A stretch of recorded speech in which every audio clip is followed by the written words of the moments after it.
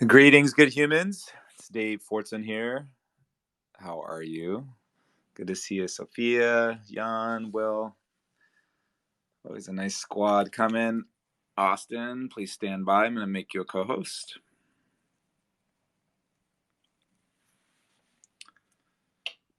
Sophia, that picture this morning of Bren always gives me good vibes. What a great shot. I just love that. All right. So I think Austin has just signed on. And I'm going to make you... There you go. You're a co-host. Hey, Great. everybody. So you've got controls. Yeah, welcome, Austin. You've got controls of the admin controls of the events. Looking forward to hearing what is moving with Regen Foundation. I'm just going to clam up and turn it over and holler if you need me. Yeah, that sounds good. Hi, everybody. Nice to see you on this Thursday. I'm coming at you live from Brooklyn, New York, where it feels like it's already spring, and we never actually ever got the snowfall once. So I'm a little sad actually. Even though it's a beautiful day, I feel like it should be a blustery winter day, but it's not, and that's the new normal. So, yeah, go figure. Maybe just to warm it up, Will, how are you today? How's it going? I'm doing well. I actually am just coming hot off a call with Grant of the Earth Law Center, one of our partners at Regen Foundation. So just talking through like sovereign rights of nature funds, like how could we have like a equivalent to like the sovereign wealth funds, but oriented around rights of nature work, and also just talking about these board seats for nature and what are jurisdictions that we should be prioritizing them. Just like there's all these like jurisdictions focused on DAO law right now, like how do we get rights of nature into the kind of like corporate operating system across all these different offshore centers, so that way people are like going places to incorporate rights of nature into their corporate structures. So yeah, exciting start to the day, and really glad to be in this call here now. Yeah, that's a great start. I feel like we should actually give that a little bit of space because we've never talked about it on a Twitter space before. And a lot is moving and shaking with regards to Regen Foundation and the Earth Law Center. So this might be a cool opportunity um, to share a little bit of that and sort of set the stage for it. So yeah, I'll say a few more words about it. So Will is referring to Grant Wilson, who's the director of the Earth Law Center and a close collaborator for the Regen Foundation. And the Earth Law Center is a kind of global authority, like literally wrote the textbook on ecocentric law, particularly in relation to legal personhood and the rights of nature movement. And the rights of nature movement we could describe as giving legal standing to more than human entities so that they can advocate or to be defended in a court of law for their own rights. And the rights of nature movement has really gained in popularity as a way to sort of tether historical models of interbeing or kinship with contemporary legal processes and practices. So Grant in particular is really interested in discussing how some of the emerging technologies that are happening within blockchain space, decentralized governance and decentralized storage systems, and decentralized finance to an extent, can be integrated and built on top of a rights-based approach to the non-human world. And yeah, we're actually working on a white paper with some other folks that should be coming out in about 4 to 6 months. I think that's probably realistic. That builds on the idea of legibility. And just because I have the mic, I'm going to actually explain what that is because I think it's a cool concept. And it's a sort of working concept around how we can move past advocacy, where humans are working to petition for the rights and the well-being of the more than human world, and moving past that petitioning advocacy mode into something which is really trying to make the environment, ecosystems, and the more than human world legible as entities within the different systems and infrastructures that we've built. And in that way, cause those infrastructures to exert pressure on themselves. And the rights of nature movement is a really clear example of that, where if giving a tree personhood status means it has the right to grow and the right to stand, and you don't simply have to have people advocate for its well-being, they still have to defend it in court because a tree can't be on the witness stand per se. But we're actually using the court system to vie for the rights of trees. And in just a similar way, we could talk about doing that on an economic level, with having trees or rivers have their own treasury and being considered a producer of value through ecosystem services. Or we could talk about trees and rivers and non-human entities as having data sovereignty or being self-custodial, and in effect being able to own their own data, which is a really far out idea. And that's like some pilot work that the Regen Foundation is doing in the rights of nature.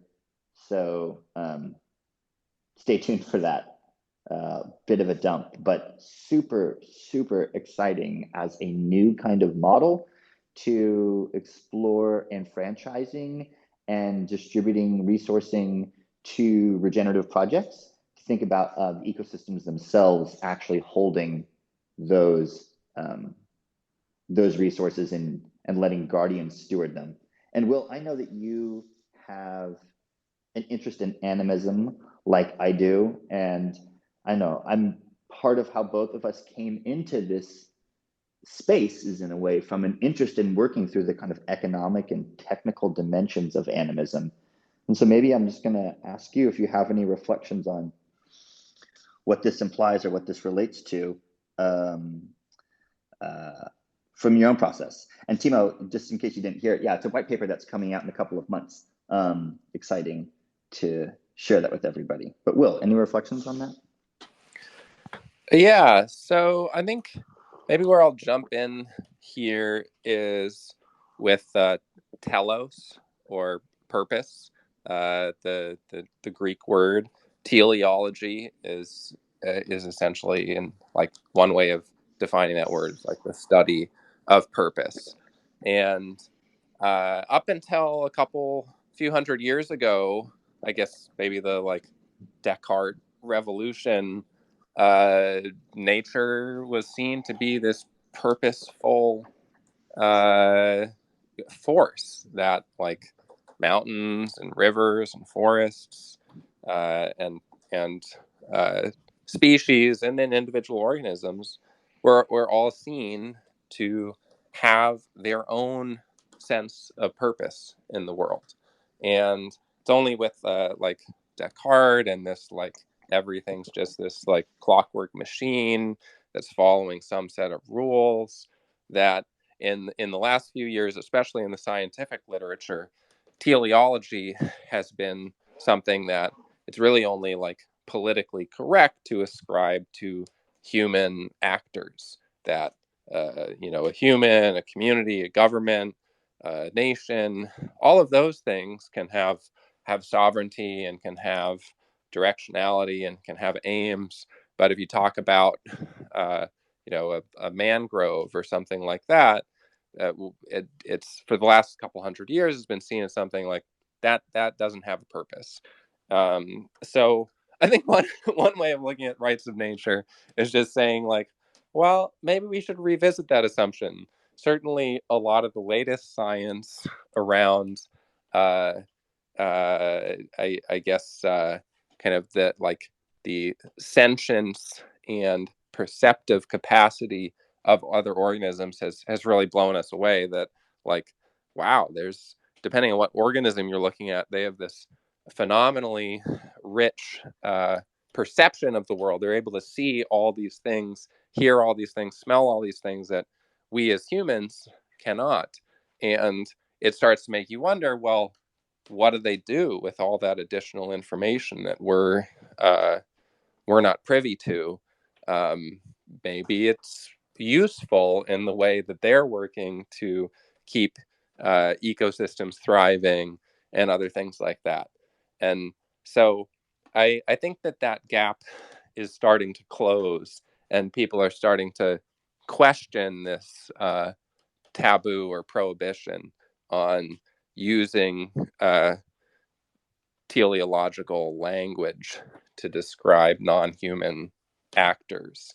And I think rights of nature is sort of like one layer down from that, of we need some kind of ethical framework to protect the sovereignty of these entities, if we're of the assumption that they have a life and existence of value as well. So maybe I'll pause there.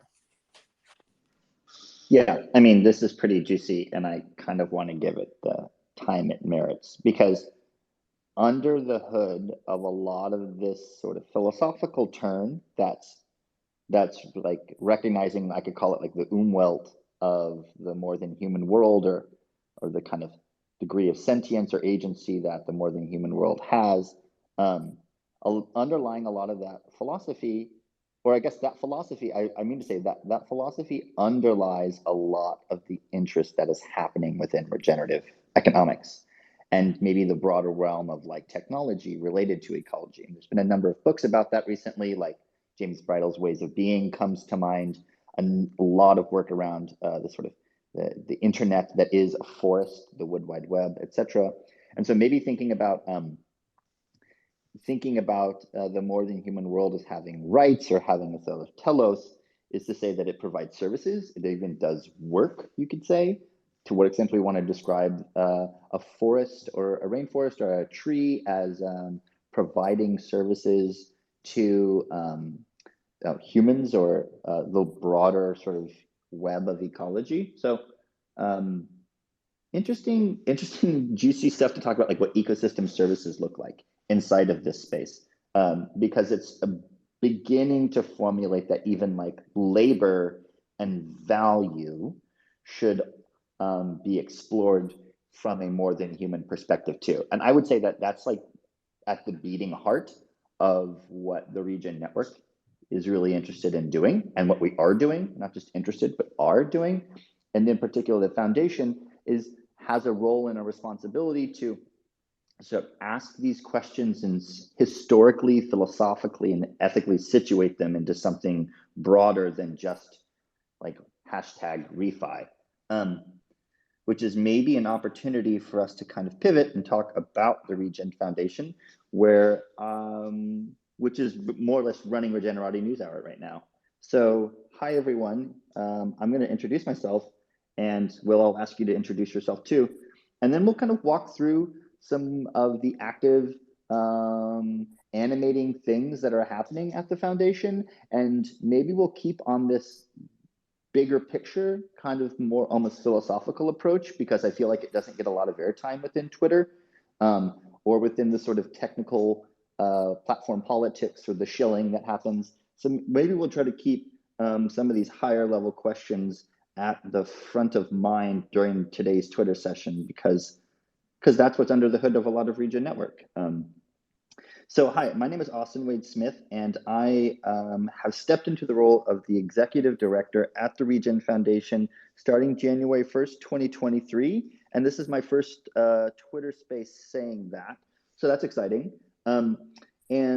What we'd like to do is spend a little bit of time talking about like what the role of the foundation is in the larger ecosystem, what the role of a nonprofit could be within the larger regenerative economic space, and to think through in kind of detail some of the active things that are moving as initiatives, programs, and projects. And rights of nature that we just discussed is definitely be one of them. So I'm going to pause there. I'm joined by Will Zoll, and maybe you can just introduce yourself, and if you have anything else to chime in before I keep going, now is a good time.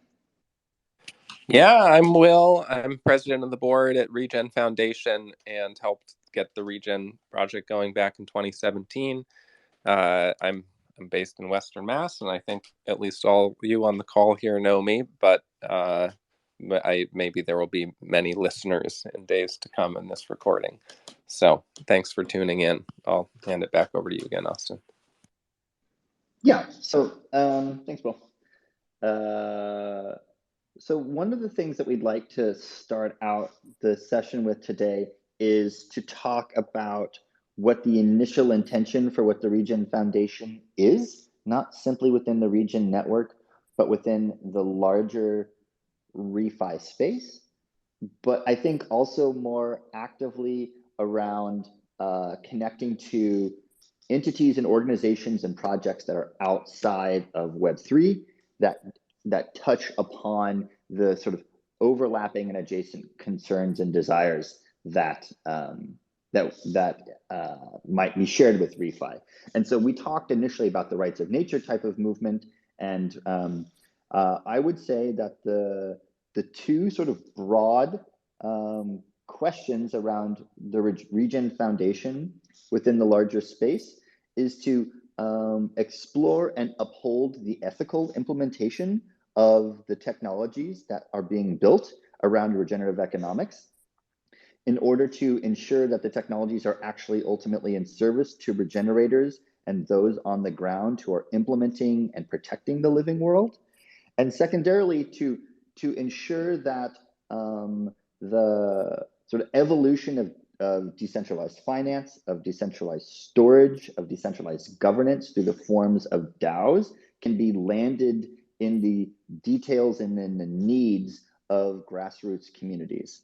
So at a high level, the Regen Foundation is a maintainer of the larger Regen network architecture, in large part through a token endowment that is in a way understood to be like a kind of structural equity within the larger space. So the Regen Foundation is chartered to steward 35% of the total token holding power within the Regen network and to disperse that to regenerative communities in the broadest context that we can think of that to be interpreted. It absolutely includes land stewards and First Nations, and also those who are working in ranching, but also the science, engineering, advocacy, scholarship, even philosophical or artistic questions that relate to what regeneration means. And the idea being that within these larger token economic systems, if those voices are not given a seat at the table, then there's not a guarantee that the overall system will really serve the communities which it claims to serve. And I know that this is a sort of novel system, what we call the community staking DAO, in that we're building DAOs to bring community stake to own and govern the larger system of climate finance and climate justice infrastructure. That has been the model with which the Regen Network has sort of landed in ensuring there's an accountability to the folks on the ground. But it's maybe one example of how that might have emerged in the other thoughts that were happening at the time at the original creation of the Regen Network. So Will, I'm going to actually put you on the spot and say, I know that the endowment and the sort of CS DAO became this idea of how to ensure that the network served regenerators. Can you say a few words about other models early on that were considered as alternatives to the sort of CS DAO model that might be a way to ensure that grassroots communities, regenerators were involved in the ownership and governance of a protocol? Yeah, so the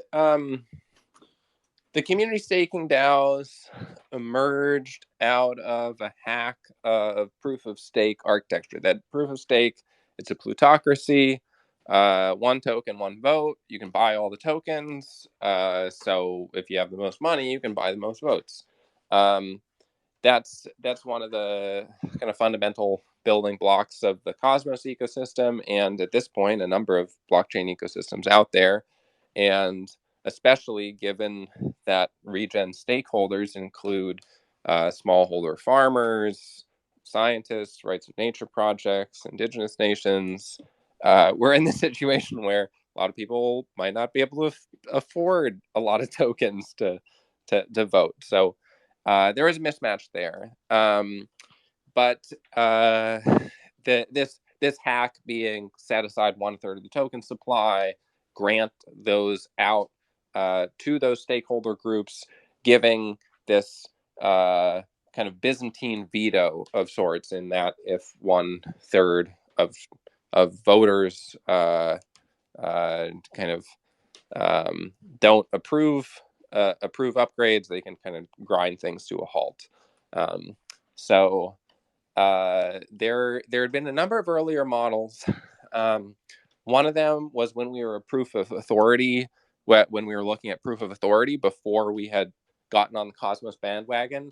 So in proof of authority, what we had been thinking was there would be network infrastructure that was owned and operated at the bioregional level, and that there would essentially be this sort of bioregional congress of sorts, which might have just been Regen Consortium in a different iteration, or kind of reconceived. So there are other chains out there that are proof of authority chains. You have a limited validator set. That validator set is not something that you can buy into with tokens, but there's some kind of process for establishing who those validators are. Is essentially it can be used in a way so that validator participation is definancialized. Definancialized in the sense that you're not buying your way into a validator seat in the way that you are in the current iteration of proof of stake. So that had been one of the earlier models, because then you could have kind of all these different bioregional groups owning their own infrastructure, participating in governance on both a local, regional, and global scale. We had also been looking at these two token architectures where we would have one either fixed supply or maybe even a declining supply over time token, and then another token that would be continuously minted with proof of regeneration, which proof of regeneration being this kind of counter to mining and proof of work, where you'd have this reverse mining where you are putting carbon back in the soil, re-enlivening ecosystems. So yeah, I guess I'll stop there. Those are two of the kind of earlier iterations before we landed on the current design. Yeah, and that is really cool. I think that there should be a larger discussion around the different choices and the different opportunities in terms of token design, larger network design, to include and to integrate the sort of the voice of regenerators, and how to like describe this proof of regeneration versus mining, some of these core dynamics, which are certainly a part of the token economic white paper, but I think merit being revisited at a sort of high level in terms of like, how is it going? And part of the reason that we're running this Twitter space today is in the new capacity that I have as the executive at the Regen Foundation, to debut this idea, not debut, but to evolve the idea of the Regen Foundation and the endowment program that Will just described, to become a model that we're tentatively calling like the Regen Commons. And the Regen Commons is a concept by which, through this endowment process, through the allocation of a percentage of the tokens to different regenerative communities, and in the process making them community staking DAOs, that we're building a kind of global network or commons around community stake and ownership, not simply just of the Regen network, of which we absolutely want to do, but we're building a commons around different communities that are implementing and testing out what DAO governance, DAO tooling can mean for their particular initiatives. And the reality of that is that the sort of ontology, the hierarchy, or the sort of structure of partnerships within the Regen Foundation and the endowment project, which is an integral part of the larger Regen network, is dramatically flattened and simplified in a way. Rather than having an internal body within the foundation that spins up different sort of DAO initiatives that are instances and sort of implementations of endowment, we are more like an air traffic controller spinning out new DAOs that are working towards piloting and developing their own initiatives and their own respective bioregions. And we are coming up on round 2 of this process, which is the second cohort of the endowment cycle. And I'm really, really excited for that process and thinking about how this simplified version of the Regen Commons can allow there to be a minimal amount of like intermediation, a minimal amount of overhead, but a maximization of symbiosis, partnership, cross-pollination to take on what is in fact like a really complex and interesting challenge. So I'm super excited about that, and I'd like to spend some of the time like kind of reintroducing what the cohort that we have so far has been doing and what's on our mind for the upcoming cohort. I just handed over speaker privileges to Greg, and you haven't said hi yet, so I want to pause for a second and say hi, Gregory. Thanks for coming. I don't know if you want to like interject or anything, or just say hello, but I'm giving you the chance to do so now if you like. Awesome. Hi, Austin. Hi, everyone. I think I'll just keep listening for now. Yeah, exciting little tour through the early days of our token visioning. I oftentimes think about a lot of those, many of those ideas proving to be quite solid in terms of where I think things are going. The one thing I would just share is the question for me is always the balance between what is practicable and what is meaning actionable in a realistic way, given engineering, resource, and I guess cultural restraints around token economics and what games people are interested and excited to play in a new economic game theory environment, versus what could really have the highest potential of engendering the culture of regeneration and rewarding the actions that we want. And I think there's like an interesting and healthy tension between, what is technically feasible and what's technically practical, and what is culturally, desirable and truly regenerative, and what is culturally attractive at any given moment. So exciting conversation, and I'll put myself on mute. No, thanks for that prompt. I think it's really juicy to even just respond to that in continuing this conversation, in part because there is a real appetite and a real excitement around thinking through the kind of emerging or potential game theoretical models by which communities own and govern and develop this kind of network or infrastructure. And oftentimes, at least in the Web3 space, it's not one way. It's not only one way ever. But we commonly see like, well, the affordances of the technologies in place are those things which define how people can participate, or the ways in which they participate with our systems.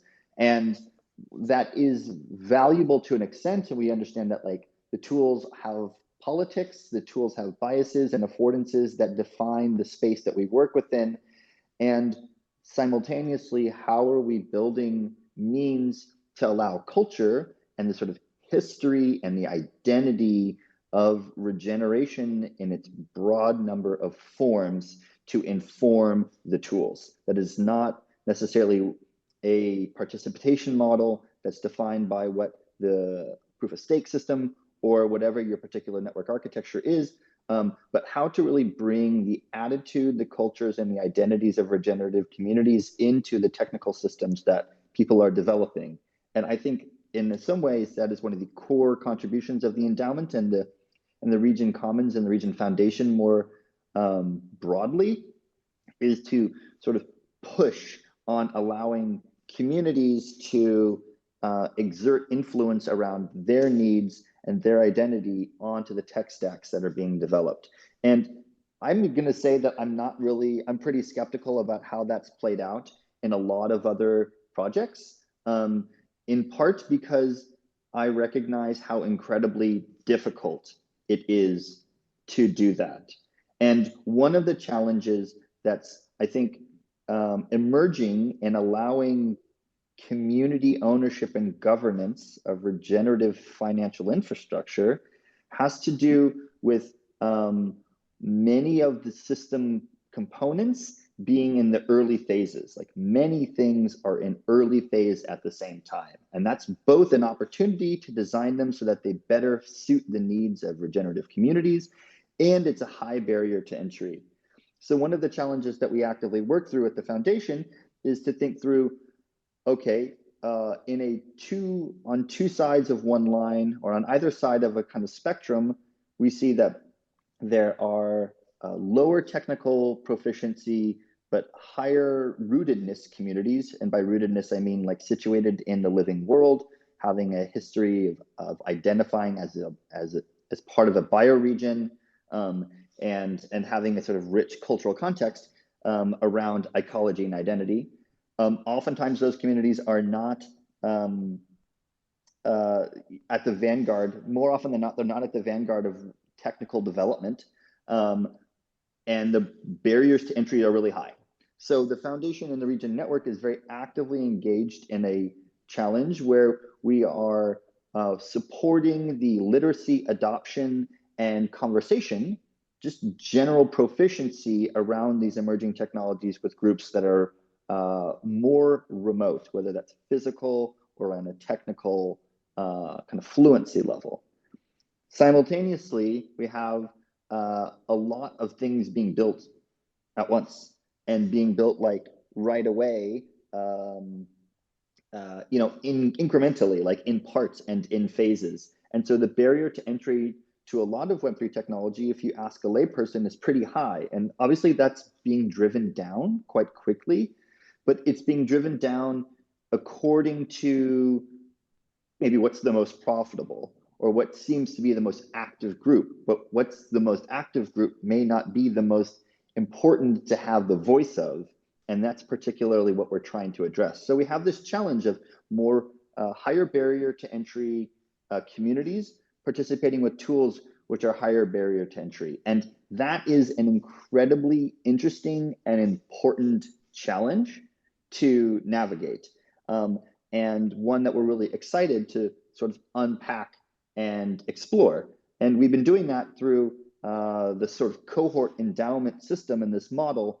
But I'm going to pause and ask Will if you have any interjections around what you think of this challenge of emerging technology with higher barrier to entry communities. Like how have you experienced, and in thinking through the design of the larger network, like how have you thought through that challenge?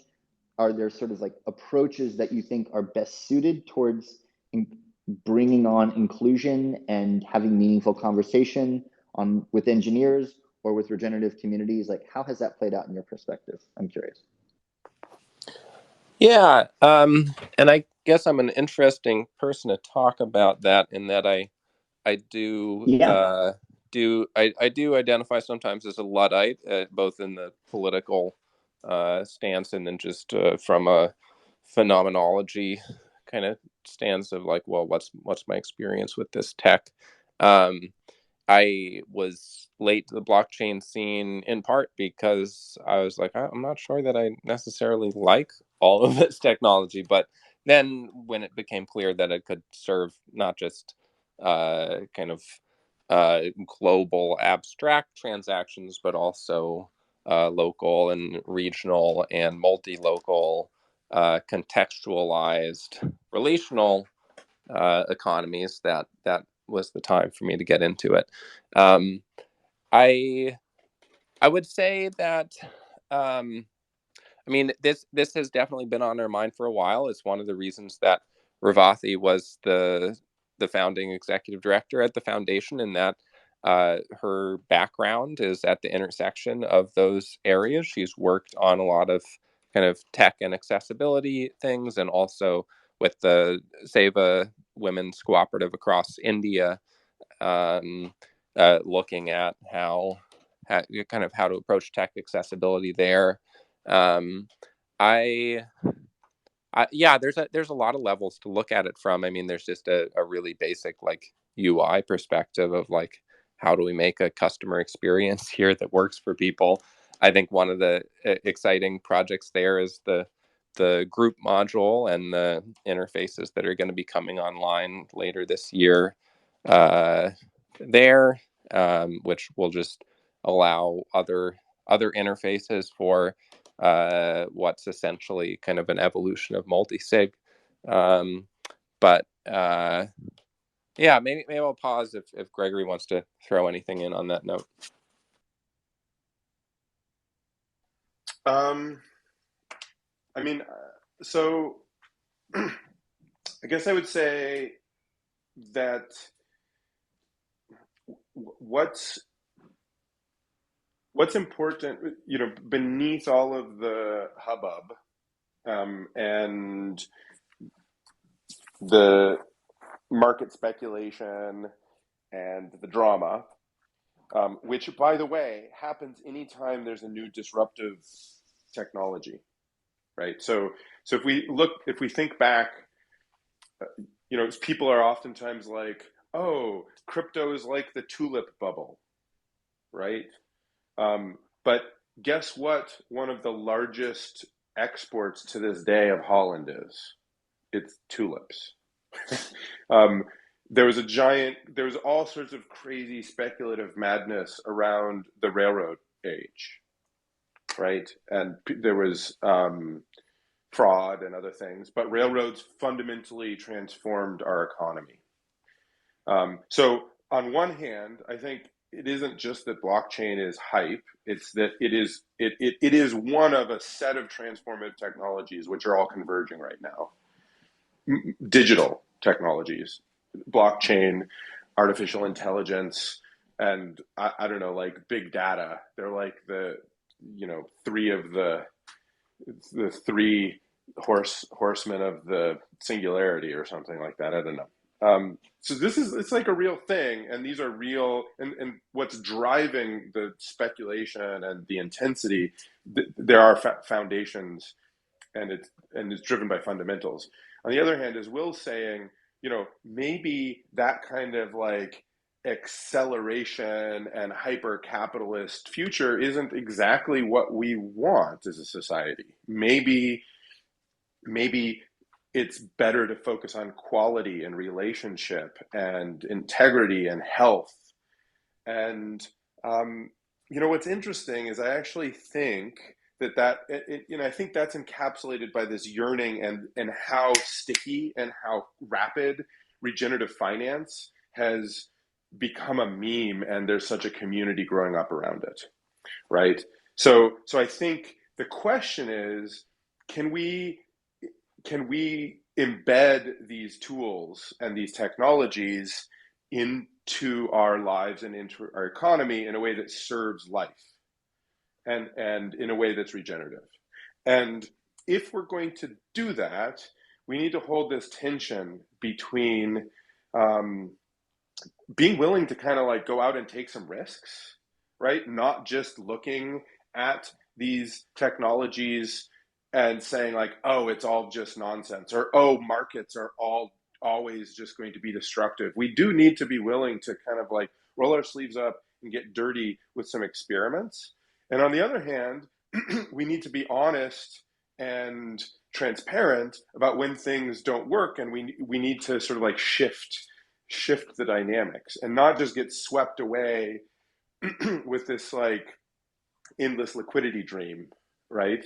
So there's a real interesting tension, and I find it quite exciting. It's sort of invigorating. It's kind of like it's the great task of our generation in a way to surf this wave and to try to stay on the board and not just, fall off or have the wave crash on us, so to speak. So, I think in very practical terms, I think the way that we've been trying to surf this is to bring high integrity credits into an existing market, right? You could say, oh, we shouldn't work with the existing carbon market because it's broken or it doesn't represent this sort of idyllic or perfect regenerative economy. But then on the other hand, then how do you connect meaningfully with a set of relationships and start to regenerate them if you're not engaging with the real marketplace, right? And so, as Will was saying, I think there's this opportunity to create reweaving relationships between people and reconnecting the value exchange between them and making that clear and present. And I think that's really, for corporate leaders, for just, normal citizens who we may sometimes call them consumers. For all of us, that's exciting, that's invigorating. It creates some new form of value that's very, very tangible.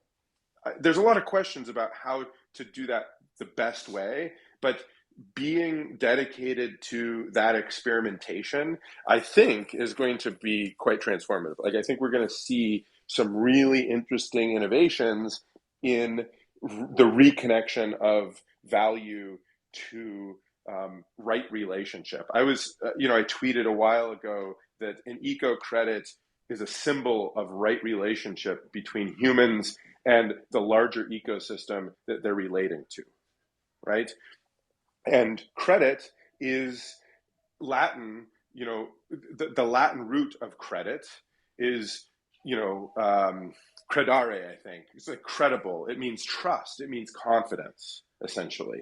So it's like that trust is speaking to a relational dynamic between people. So if that relational dynamic is quantified as a unit of carbon because people are taking action to sequester carbon into soils, and that helps a larger global process to sort of decarbonize the atmosphere and put that carbon back into living systems, awesome. But you can also see all the other amazing things that you can credit one another for, and in a way, how foundational that actually is to just like the social contract of like what is actually valuable. It is so foundational, and I think that it's so real and it's so sticky. We can already see how sticky refi, regenerative finance, and regeneration is as a set of memes. And I really think this is, it's sort of taking fire right now, and we're going to see a pretty radical transformation take place. So I'm gonna. Yeah. No, that's awesome. I mean, there's so much going on in the way with which we are opening up a huge space to understand what value and trust in the form of credit means, and that it is both a reflection of a kind of higher level symbiosis and relationship with the living world, and could also be understood through financial terms as a new wellspring of value that is ready to be mined. And that challenge is one of the most interesting challenges I think we could be navigating right now. And it maybe gets to the point of, I'm like pretty stressed out in the hype tornado that surrounds so much of these emerging technologies that are in a way pointing at relationships that are millennia old.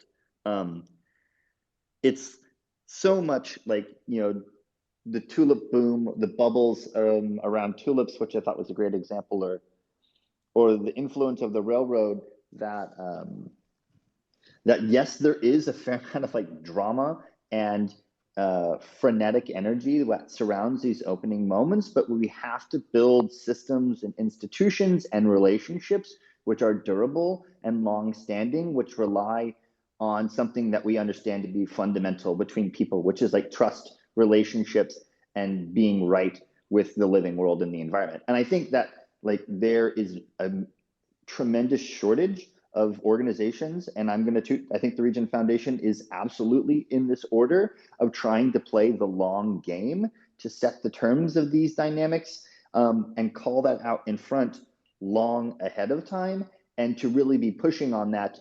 The hype cycle is loud, it is intense, but we understand that the work that we're doing is at this sort of absolutely core level. And yeah, I would be lying if I didn't say that I was like stressed out by regenerative finance on Twitter, but at the same time recognizing, oh my God, what we're doing here is playing a really long game. And I think building foundations and nonprofits within the refi space is like pretty integral to that process. I just want to like call out one, I think, really interesting challenge on actually building those relationships and allowing the sort of technology and the cultures to intermingle in meaningful ways, has to do with how people interface with these systems. And it's not just like on the front end, but it's also on the back end, or what I mean to say, like the on-ramp and the off-ramp.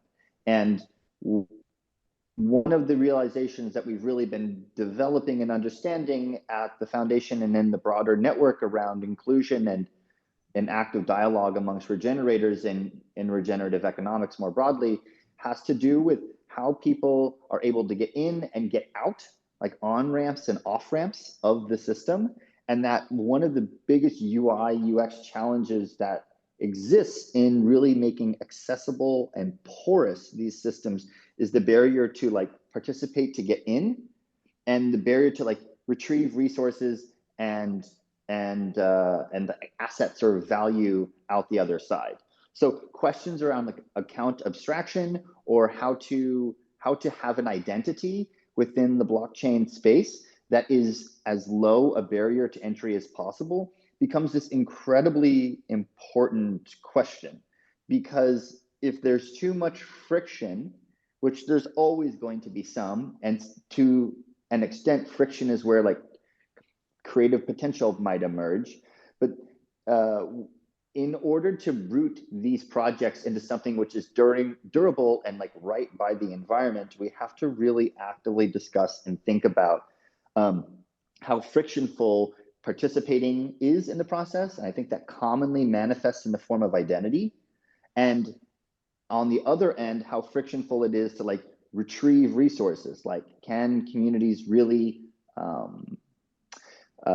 support themselves in a viable way with things that they buy in a local economy that allows the porting in and the coming out of some of these refi or like Web3 ecosystems, so that it really does interface in an active way on either end with the context and the sort of circumstances where regeneration is actually happening. And I think that I call that sometimes like the last millimeter or like the last mile of implementation, where this frictionful space of people getting on and then being able to receive things coming off becomes this hugely important question. And I foresee in subsequent cohorts of the Regen Commons and of this endowment process, really developing implementation scale pilots with groups that are already doing this, maybe not in the same terms, or maybe not using the same technical stacks, but in application and in concept are already there, talking about governance, talking about stewardship, talking about multi-sigs. There's a long history of precedents by which people coordinate around social and ecological dilemmas for the best mutual benefit. And I see this project as tapping into that process. And that implementation scale is so helpful. Austin, can I as we're approaching the end, I was thinking it would be really lovely. You and I have been chatting a little bit about very practical matters related to this. It seems like it'd be super useful to ground this conversation, which with Will, you and I on stage is fairly, I don't know what the word would be, expansive. And to sort of like bring it down to some very practical things, I'm wondering if you want to riff a little bit on the research that you've been doing around DAO tooling that's accessible now or will be accessible in the near future for community staking DAOs and other groups who may already be building in an Ethereum virtual machine or with Solidity, or maybe building CosmWasm, but want to be able to interact and coordinate with Regen Ledger, and sort of like be part of that. Do you have any, latest and greatest from the research that you've been doing on how interchain accounts and, Evmos existing and Juno existing may offer some, like usability upgrades to our DAO management tooling? Great prompt. It's like definitely in the works. And I think that's an awesome way to kind of close this out, because in order to talk about this sort of higher level abstract sort of governance models, we are living in a space where there's a lot of different ecosystems and a lot of different teams that are building things in a manner that can become siloed, but yet the pressure of the economy and the sort of overall circumstances mean that people are increasingly like working together. I would love to work with, so I am, as part of the new sort of era and my work within the Regen Foundation, is to really cast a wide net in understanding how interoperability and compatibility can happen between the Cosmos space and the larger EVM space, because there's been different cycles and iterations of maturity around DAO tools. And so we're really actively researching, and I will be at ETH Denver this year, potentially doing like a hackathon to iterate on some of these ideas that take Evmos and interchain accounts and allow that to be interoperable. The work that we're doing in the endowment space related to groups, et cetera, to be interoperable with more EVM compatible systems. And that the attitude is to be able to build bridges and connections where things can be ported over. And we could look at a future where some CS DAOs are working in Zodiac, and some CS DAOs are doing a particular version of groups, and some CS DAOs are doing a different version of groups. And that we understand that like there's going to be many ecosystems which are nested with each other. I think interchain accounts is an extremely exciting opportunity to do that. And so that will be one of the main focuses on actually supporting some application scale projects with this upcoming cohort. So I don't have like crazy like white paper level details to get into, but post ETH Denver, I'd love to come back on and like really talk about some of the things that we're cooking up, because I am in service to the larger mission. The foundation is in service to the larger mission of governance, and that takes many different forms, and that's a super exciting time to be in. I will say very concretely that Gnosis Safe is live on Evmos, and DAO is live on Juno, and Interchain Accounts is live on Regen.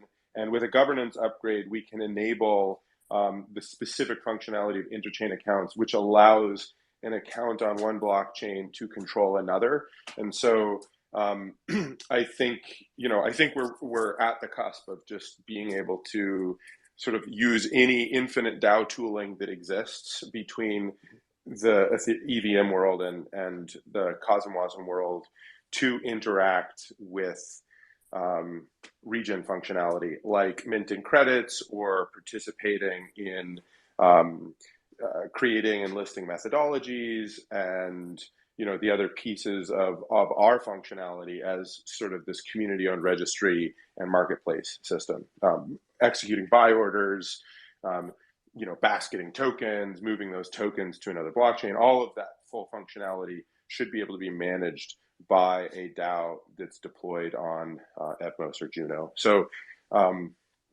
we'll see. I think that, as you said, Austin, there's sort of like an experimental phase, and maybe there'll be some hacking that takes place at ETH Denver, and we'll sort of see some of this start to work. Yay. We should definitely do a dedicated session around this in the upcoming future, because it's such a hot topic and there's a lot moving in the space. Thanks for prompting that, Greg. We don't have a whole lot of time left. I've talked a lot, so I'm gonna like basically pass the mic back out in case anybody wants to do a shout out or kind of close this off.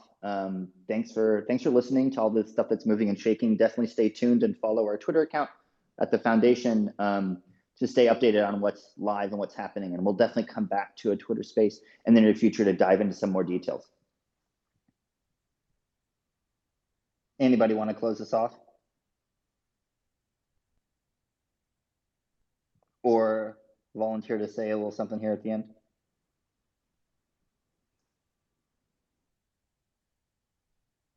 I can just chime in real quick. I just wanted to draw attention to a couple things as we end here. One, thanks, Austin, again. Really excited to hear the changes at Regen Foundation. Congratulations on moving into the position. Just optimistic about what's to come. For those of you out there listening, there are going to be a squad of us at ETH Denver. Feel free to send a DM. There are some Regen Foundation crew. I think Gregory's going to pop in for a couple of days. Aloha Labs crew will be out there. I want to draw some attention to discussions that are happening on Commonwealth. So again, that platform for us, taking some more. There's just more action happening there. We'd love to get more community attention around Commonwealth. I want to draw attention to something that I think will go on chain next week. On a related note, and that is a Quicksilver proposal. I don't know, Will, if you want to just pop in what I know you've been in discussion there on the Quicksilver side, just to give a quick update on what we might expect there, assuming it moves on chain. So I'll flag that. And also, Loa Labs is going to be leading a conversation around accountability for community spends. So we're early days still, frankly, and we're trying to navigate as we understand better how to govern as a community, particularly some of the issues around, we want to stimulate people examining soliciting the community for funds to develop in, around, and on Regen Network ecosystem. But we also have at least now, pretty limited tooling or expectations, frankly, for accountability and deliverables and just what makes sense. So the proposals are good, and also the deliverables are solid to the community, and our limited resources are used wisely. So we're going to stimulate some conversation around that in the next couple of weeks, and invite you to start thinking about patterning for the future, really, right? This is an issue happening across Cosmos and across Web3 around what does it look like to ask a community for a tranche of money to do work, and then how do we report back to a community in a way that honors just the challenge of doing anything in this life, and the complexities, nuances around that, but also provides some level of accountability to a community who's entrusting said partners with critical funds to execute on a said promise. So anyhow, stay tuned for that. Will, do you want to just quickly drop in on Quicksilver and what you see moving there? Yeah, sure. So Quicksilver is a liquid staking protocol. There's a much bigger conversation about what role the liquid staking protocols play in network security and economics and things like that we won't get into right now, but it is a big conversation in the Cosmos ecosystem right now. Quicksilver was founded by Joe Bowman, who was actually one of the initial lead validators in the Regen test network. So we've had a long-term relationship with their team, and for other reasons, also believe that it's kind of the most solid liquid staking approach out there so far. It has a lot of overlap in governance philosophy with Regen Network, which some of the other liquid staking protocols don't have as strong an emphasis on leaving governance intact. But anyways, in order to enable liquid staking, the Regen chain needs to have interchain accounts live. This is effectively a parameter change. There's a proposal on the Commonwealth Forum. Well, I guess it's not a proposal yet, but we can move it onto an on-chain proposal over the next few days here if there are no objections. There is a test net live right now that is just trialing things out to see that everything looks good on the back end between Quicksilver and Regen. But if we enable interchain accounts, and if the Quicksilver community votes to adopt Regen, then you'll be able to port your Regen tokens over to Quicksilver and liquid stake them and get Q Regen in return.